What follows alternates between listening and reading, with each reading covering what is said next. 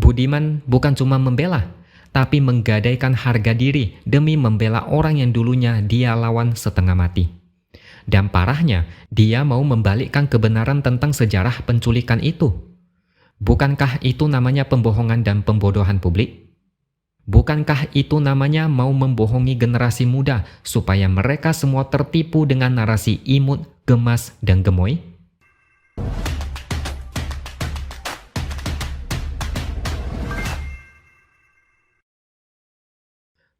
Halo, bertemu lagi dengan saya, X Hardy di Opini Siword.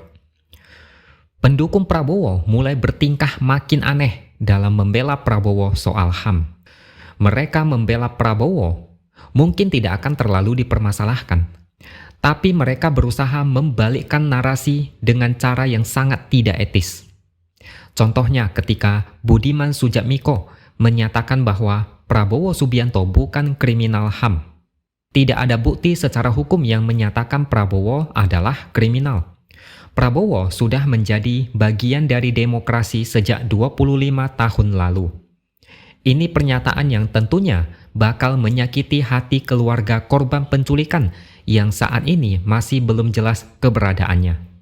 Budiman mau dukung Prabowo, silakan. Demi apa? Mau demi jabatan, silakan.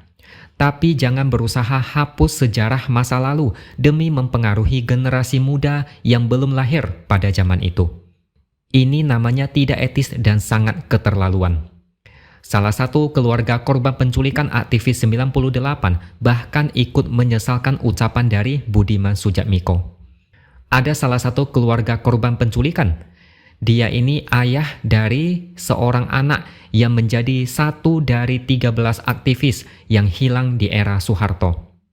Dia terkejut ketika Budiman mengatakan bahwa pelanggaran HAM yang dilakukan oleh Prabowo itu bukan pelanggaran, tapi tugas negara. Bapak ini tidak menyerah. Dia menunggu selama 25 tahun, berharap ada kepastian dan keberadaan anaknya. Dia sebenarnya sudah hampir putus asa. Dia sudah pernah melapor ke Komnas HAM. Komnas HAM melakukan penyelidikan dan diserahkan ke Kejaksaan Agung. Tapi Kejaksaan Agung belum melakukan penyidikan. Kasus ini terkesan mandek dan bolak-balik antara Komnas HAM dan Kejaksaan Agung. Keluarganya sempat bertemu dengan Presiden Jokowi. Beberapa kali dipanggil ke istana, dijanjikan untuk menyelesaikan masalah ini. Tapi sampai saat ini belum ada penyelesaian. Ada lagi cerita yang sangat miris. Sejak kehilangan anaknya, bapak ini mengalami trauma yang mendalam. Apalagi saat istrinya meninggal. Dia kesulitan dalam mengurus administrasi istrinya karena status anaknya masih ada di kartu keluarga. Dalam membuat ahli waris harus yang tertera di kartu keluarga. Makanya tidak bisa dilakukan meskipun dia sudah memberikan surat referensi Komnas HAM bahwa status anaknya tidak diketahui. Dia masih punya anak yang lain. Tapi dia khawatir kalau seandainya nanti dia meninggal, anak-anaknya akan susah. Makanya dia berharap kasus ini cepat selesai atau minimal keberadaan anaknya bisa diketahui.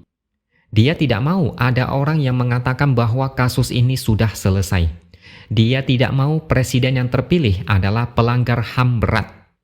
Dia bertanya, apakah kita tidak malu terhadap orang luar bahwa orang Indonesia bisa dipimpin oleh orang yang tujuannya bejat? Dia seolah kesal karena ucapan Budiman adalah untuk menggiring generasi muda, khususnya generasi Z yang tidak tahu sejarah tahun 1998. Kemudian ada aktivis HAM bernama Peter Petrus. Dia juga mengkritik pedas ucapan dari Budiman. Budiman dianggap sudah memanipulasi sejarah tentang Prabowo. Kalau Budiman membuka dokumen sidang Dewan Kehormatan Perwira dan alasan-alasan yang diusulkan untuk Prabowo dipecat dari Dinas ABRI, karena salah satunya dia melakukan tindak pidana dengan menghilangkan paksa aktivis.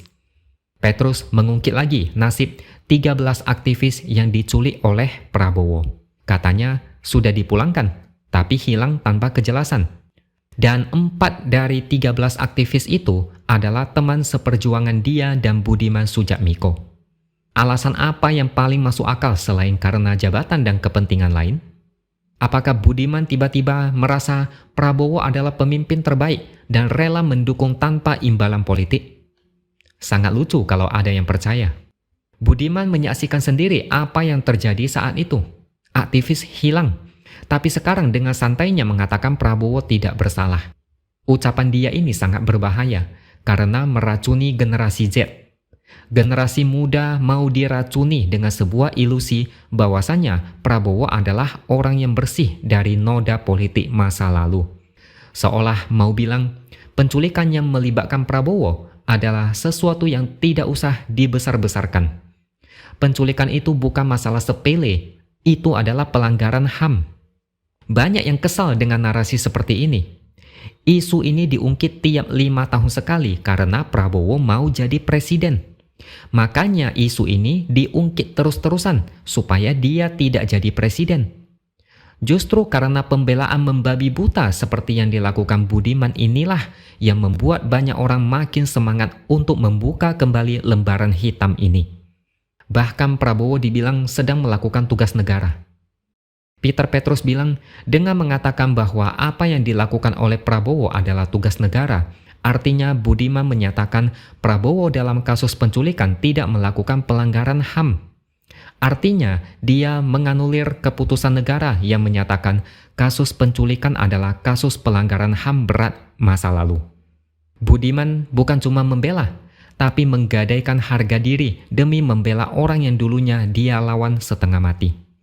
Dan parahnya, dia mau membalikkan kebenaran tentang sejarah penculikan itu. Bukankah itu namanya pembohongan dan pembodohan publik? Bukankah itu namanya mau membohongi generasi muda supaya mereka semua tertipu dengan narasi imut, gemas, dan gemoy? Orang-orang macam apa yang lupa dengan perjuangan di masa lalu menebar propaganda yang kebalikannya? Ini lebih dari kelakuan tidak etis. Beda pilihan itu wajar. Dulu lawan, sekarang kawan. Itu pemandangan biasa dalam politik. Tapi kalau berusaha mengaburkan sejarah demi mendandani orang yang didukung, ini tidak bisa ditoleransi. Ini harus dilawan. Mereka mau menutupi jejak Prabowo di masa lalu. Bagi yang sudah berumur, memang tidak bisa ditipu dengan narasi murahan ini. Tapi bagi generasi muda, mereka bisa termakan umpan. Mereka bisa tertipu dengan kemasan yang mewah dan membuat mata berbinar-binar. Mereka tidak tahu, di masa lalu, saat mereka masih kecil dan belum tahu apa-apa, telah terjadi salah satu sejarah kelam yang mengerikan. Mereka jangan sampai tidak tahu soal ini, karena mereka ini adalah target empuk yang dijadikan lumbung suara Prabowo Gibran. Kalau Ganjar, dia janji akan berusaha menuntaskan isu ini supaya tidak menjadi komoditas politik tiap 5 tahun sekali. Kalau Prabowo, mengorek dan menyelidiki kembali isu ini sama dengan menggali masa lalunya sendiri. Apakah dia mau? Itu bisa menjadi bahan pertimbangan yang harus diperhatikan oleh generasi muda. Jangan sampai salah pilih. Oke, sampai di sini dulu opini dari saya. Subscribe channel ini supaya makin berkembang dan jangan lupa tuliskan komentar Anda. Terima kasih sudah menonton dan sampai jumpa lagi di lain kesempatan.